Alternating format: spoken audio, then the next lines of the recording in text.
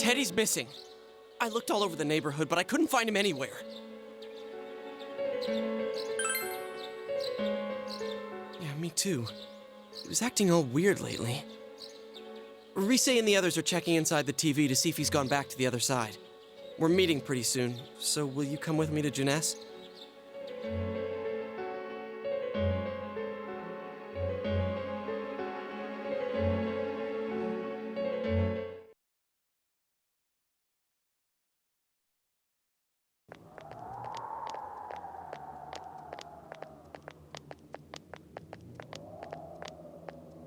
It's no use, man.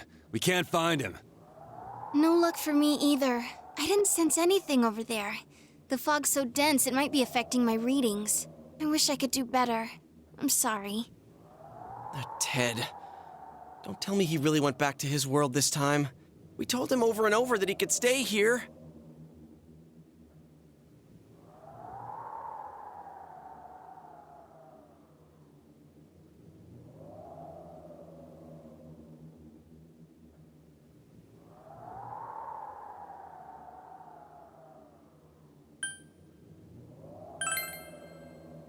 I guess that's all we can do right now. He plays dumb a lot, but he's attached to us deep down. He wouldn't disappear without saying anything, right? I'm worried for Teddy myself, but let's trust in him and await his return. Right now, we must concentrate on the case. It won't be long before Namatame is transferred to another location. We must hurry, or we will miss our only chance to get his perspective on this. You know, I've been thinking about the case since, but something just doesn't seem right. Let's quickly review the facts. Of all the victims, only 2 were killed, Miss Yamano the announcer and Saki-san. From the documents we found in the car, we know Namatame had some sort of dealings with them. After that, there were multiple attempted murders in which we were targeted. It was only when he took Nanako-chan that we caught him in the act, identifying his modus operandi in the process. When I hear you put it like that, sounds like the dude's guilty.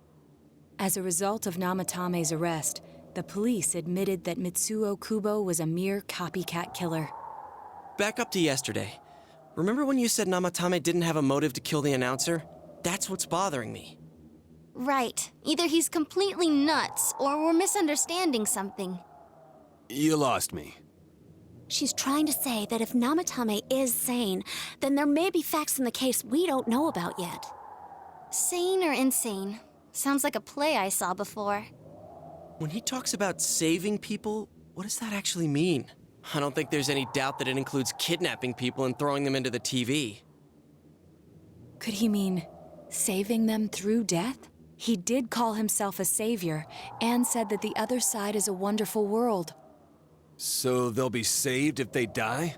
What a bunch of crap! The bastard should have gone and saved himself. What do you think, Senpai?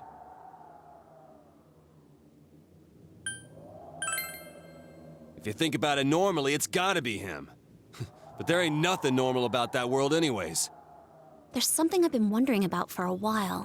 When we first encountered him, he said, "You're the ones I saved. Don't worry, I'll save this girl too." So, if he saves people by killing them, did he save us too? Wouldn't he actually have failed to save us? You raise a good point. If he thinks that salvation comes only through death, his words to us make no sense. And another thing, the Namatame who appeared on the Midnight Channel said he failed to save Nanako-chan. Well, maybe he really was trying to save the victims by putting them inside the TV. Come on, don't get all quiet like that. You guys know I just say the first dumb thing that pops into my head.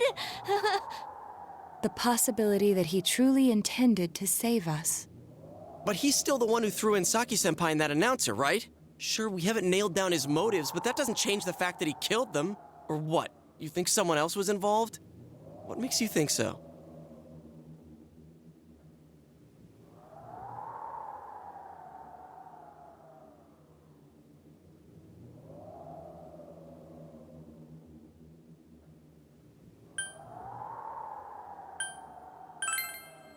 Morning letter? Oh yeah! Whatever happened to that thing? If Namatame's the killer, he must have been the one who wrote it, right? Let's review them.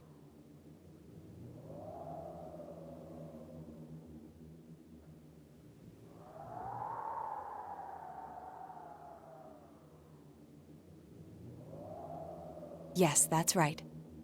Isn't that kinda odd? Would someone who thinks he's saving people by killing them write stuff like, don't rescue or kill? Yeah, and the will be put in and killed part doesn't make sense either. If the killer was writing it, wouldn't it be more like, I'll put in and kill? Hey, could this mean...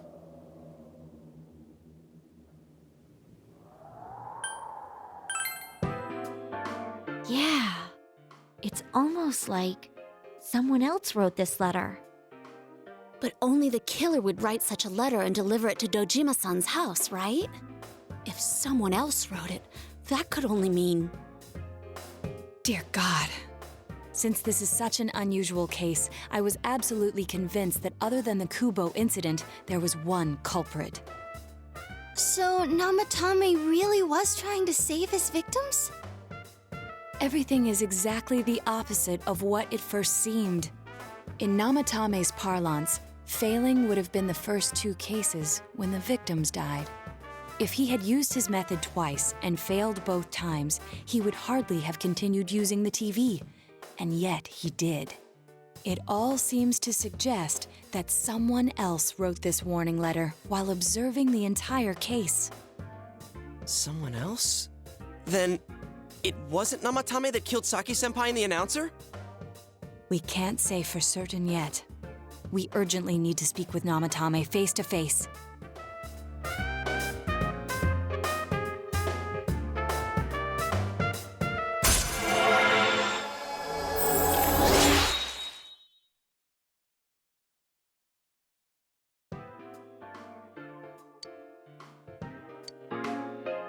How though? After what happened yesterday, they said they're gonna tighten security. I have a plan, but there's no time to waste. Let's hurry to the hospital.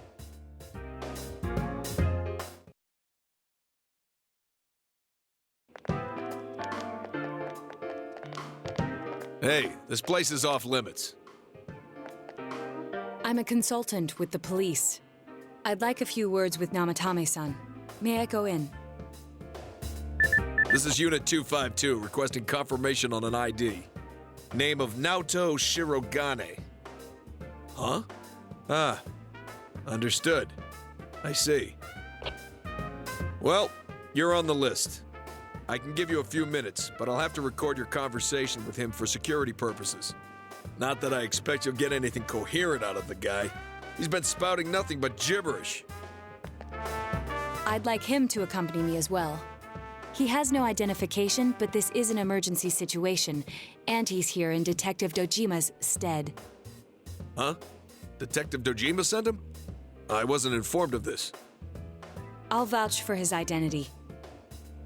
Well, I guess it's better than dealing with the man himself. We have our hands full with the transport procedures, so the last thing we need is Detective Dojima running wild. Detective Adachi is busy somewhere too. This is Unit 252. Huh? I see. Has something happened? There's something about a suspicious object out in the lobby. Ah, well then, this works out nicely.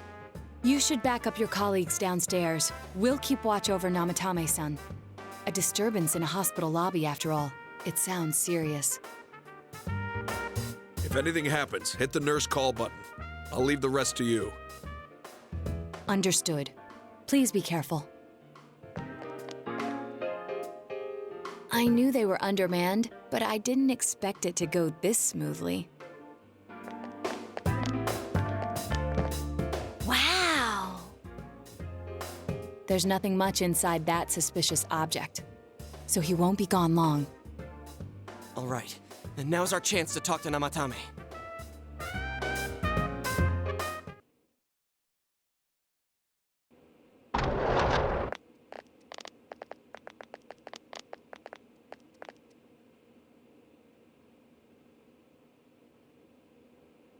Namatame-san, there's something we'd like to ask you.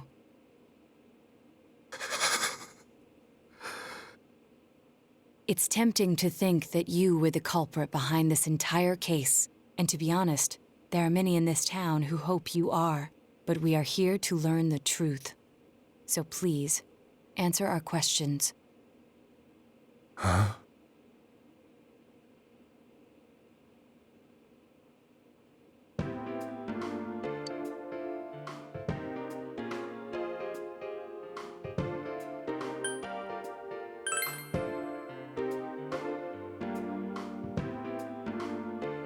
No.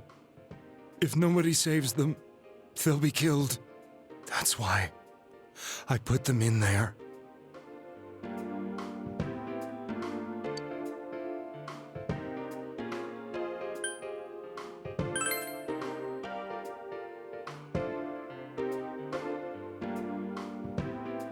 They were killed. I couldn't save them.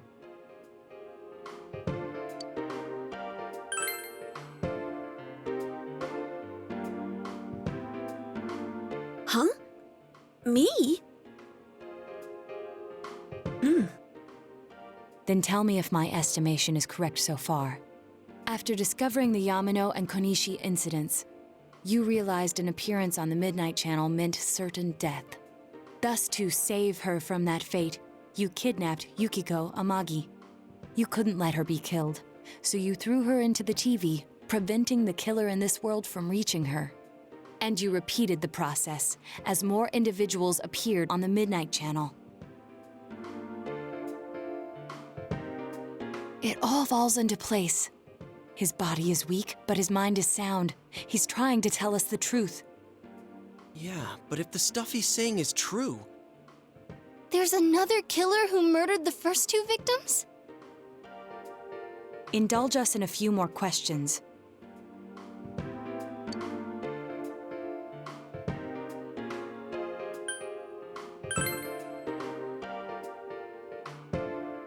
I didn't know. I never thought it would be that kind of place.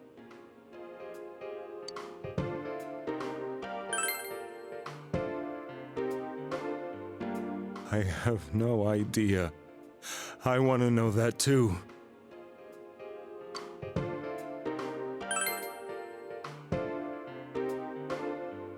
What are you talking about? As I thought. You believe me? Did they find him?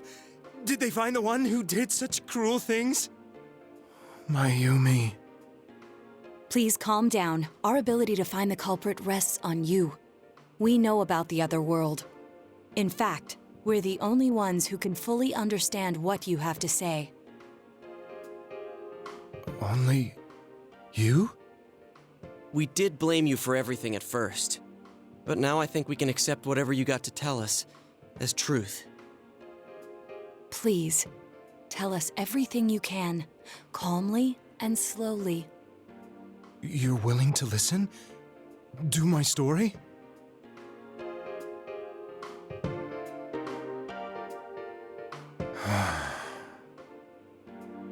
All right.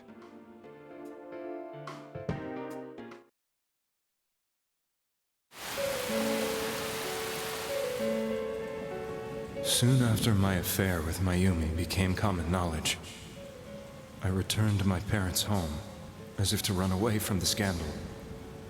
And I started drinking heavily to drown my anxieties. I hadn't been able to reach Mayumi at all, and that didn't help either.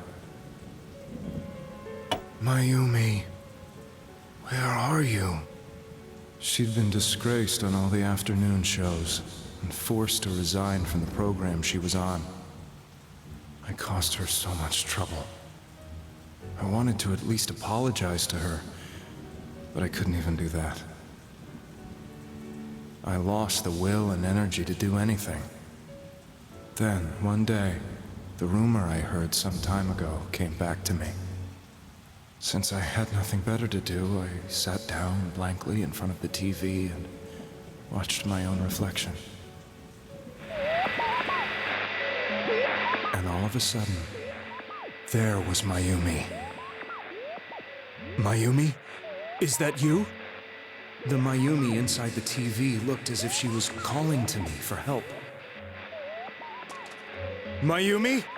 Mayumi! When I reached out unthinkingly to touch her, my arm disappeared into the TV, as if I had dipped it into a pool of water. I was so shocked that I lost my balance and nearly fell face first into the TV.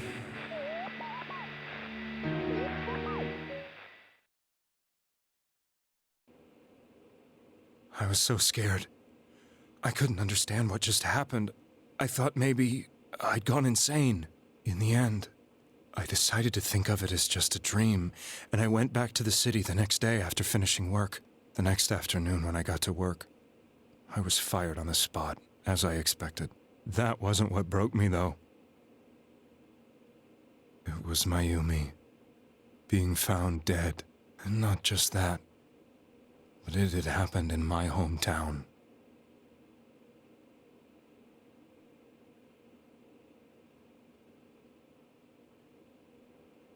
I was dumbstruck. But later on, I remembered the image of Mayumi I'd seen that night. Was it not a dream? Could it really have been an SOS from Mayumi? I hadn't touched another TV because the first time was so terrifying, but I decided to try it again, and I confirmed that none of it was a dream. So that image, was it something Mayumi showed me, calling for help? That's how I felt. And eventually, you learned of the Midnight Channel. I remembered that when Mayumi was alive, she was chasing a rumor about some bizarre TV program. I'd heard about it before, but I thought it was just an urban legend. But then Mayumi appeared on it, and later turned up dead. The more I thought about it, the harder it became to believe that the two events were unrelated. Soon after that, I came back to Inaba to answer the police's questions. I'd lost my job, and I wanted to know the truth of Mayumi's death for myself. Then, on another rainy night, someone else appeared on the Midnight Channel. It was a girl. She looked like she was calling for help, just like Mayumi. The first thing that came into my mind was, maybe this girl will be the next to die. And that was Saki-senpai. I'd been following all the news about Mayumi, so I noticed right away that she was the girl who found Mayumi's body. And if my hunch was right, she'd be the next victim. I didn't want her to die the way Mayumi did, so I desperately kept watching. I was consumed with the idea of rescuing her. Then, little by little, her image on the screen came into sharper focus. It became sharper? How did you find out it was her? After I came back, my father couldn't bear to see me in such low spirits, and gave me a job with the family business. I met that girl when I delivered a package to the liquor store.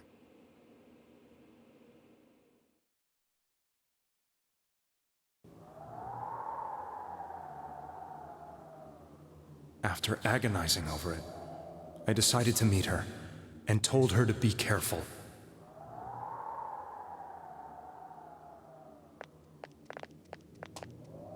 But that same night, on the TV,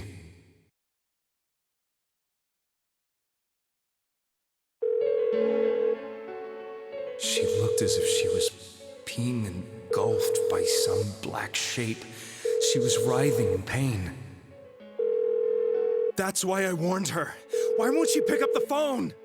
Come on, please!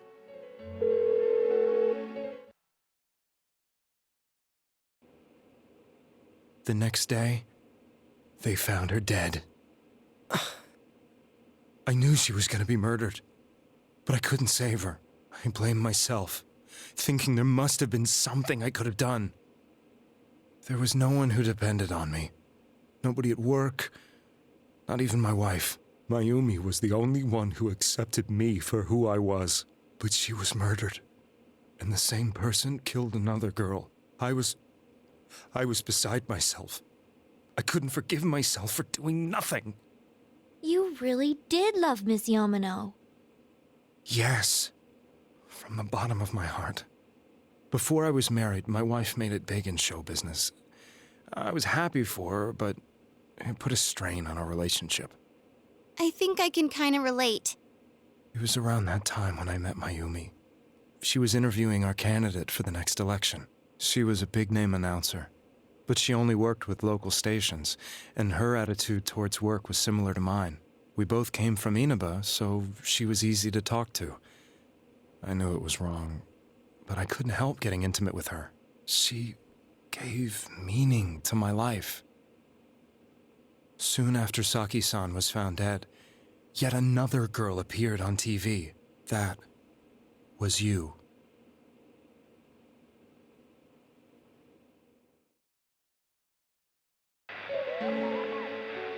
She'll be kidnapped next. And murdered. I can't let her end up like Mayumi and that other girl. This time, I'm gonna do something. My opponent was a murderer who left no clues to his identity. I thought hard about what I could do to protect her from someone like that. I'll never convince her. If she gets suspicious and they arrest me, who'll save her then? The girl inside the TV looked as if she was smiling at me. And that's when it hit me. I apparently had the power to go through the TV screen to the other side. Then, what if I put her into the TV and give her shelter there before the killer gets her? What are you trying to tell me? That it's safe over there? Is that it? The girl inside the TV seemed to smile at me again. And I thought, no matter what kind of place it might be, it's better than being slaughtered. Once things calmed down, I could just let her out again. If she's inside the TV, there's no way they can find her. It felt as if everything was starting to come together in my mind. Could it be that Mayumi gave me that power to prevent any more victims from meeting her fate? Was it my mission to save people? But there was a big problem. If I explained the situation to the victim, they wouldn't understand. I had already tried that and failed miserably. It seemed the only thing I could do was to take them away. If that was my mission, I'd just have to do it. Or so I thought. Mayumi, please lend me your strength.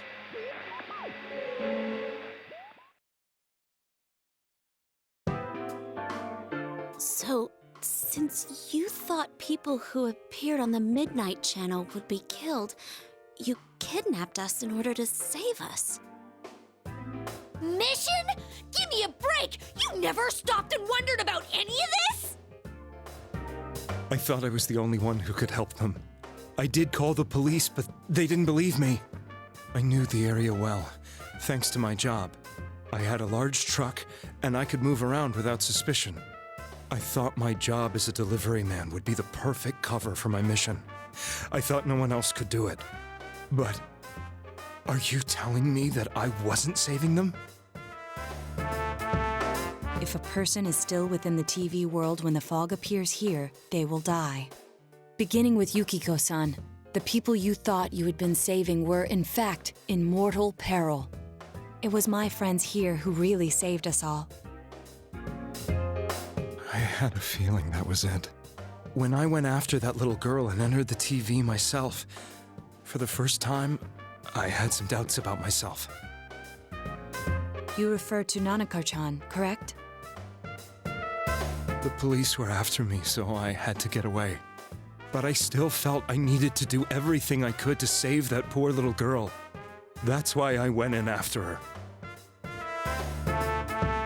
But the TV world was completely different than I imagined. Such an abominable, grotesque place. I knew that the three of you who I saved went back to your normal lives, so I didn't realize how terrible that world was. I never knew you couldn't even get out of that place on your own. No. That's a cowardly way to put it. I'd probably already begun to realize that it was a dangerous place. If I hadn't, I wouldn't have gone to see you all. See us? Wait, are you talking about the concert we did at Juness? Yes. I wanted to know why the ones I saved were all hanging out with each other, and how much you remembered. But in the end, I couldn't bring myself to say anything and ran home. I must have felt too guilty. But all the doubts and anxieties I'd been unconsciously suppressing exploded out when I entered the television myself. I thought I was going insane. I probably did. And you know the rest. When I came to, I was lying in a hospital bed. You really were trying to save people. But I ended up doing just the opposite. What a fool. I always wanted to enter the world of politics and become useful to society. But after losing my job and the woman I loved, all I had left was this power. I convinced myself that world was some sort of sanctuary, and I secretly believed myself to be a hero.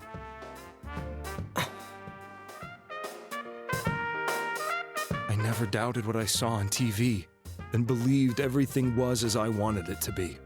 I didn't think for myself at all. That's why I couldn't protect them. I'm to blame for all of this. I suppose so. But the things I've done are too serious to be brushed aside like that. I have no intentions of running away from my crimes. I'm prepared to face the consequences. Kidnapping is already a serious crime. And on top of that, I put all those lives in danger. I'm sorry. The Midnight Channel and the other world? You can hardly be blamed for failing to understand them properly. We must apologize to you as well. Had we let our emotions blind us to the truth, we would have piled all the responsibility on you. I guess from your point of view, people did stop dying once you started saving people. The more you did it, the more you really believed you were preventing their deaths. I'm such a joke. I'm sorry. I'm getting a little tired. What are you all crammed in here for? My apologies. We'll be leaving now. Wait. I beg you, please, find whoever's behind this. You children are the only ones who know about that world.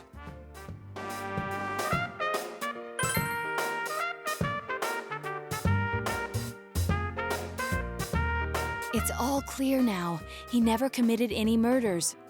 It was another party who threw the first two victims into the TV.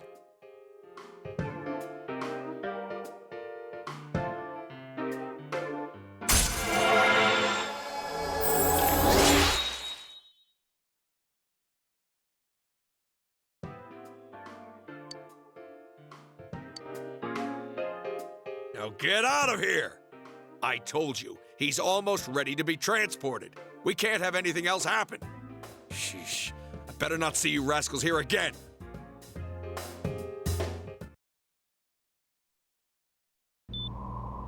Nanako-chan looks like she's in pain. She's fighting for dear life. This was the last place we saw Teddy, right? He was so worried about her. How can he flake out like this when we have to find the real killer? The police consider the matter closed. We'll have to do all the investigation from here on out. Let's revisit Saki-san and Miss Yamano's incidents and see if we can turn up fresh details. But it's been over 6 months. Wouldn't the trail be cold by now? I know, but we can't give up. We're the only ones who understand what's really going on. And you never know. People might remember some things now because they've had so much time to think about it. Let's split up and talk to people all over town tomorrow. We'll meet up in the evening to discuss our findings. I hope we can find out something about Teddy, too.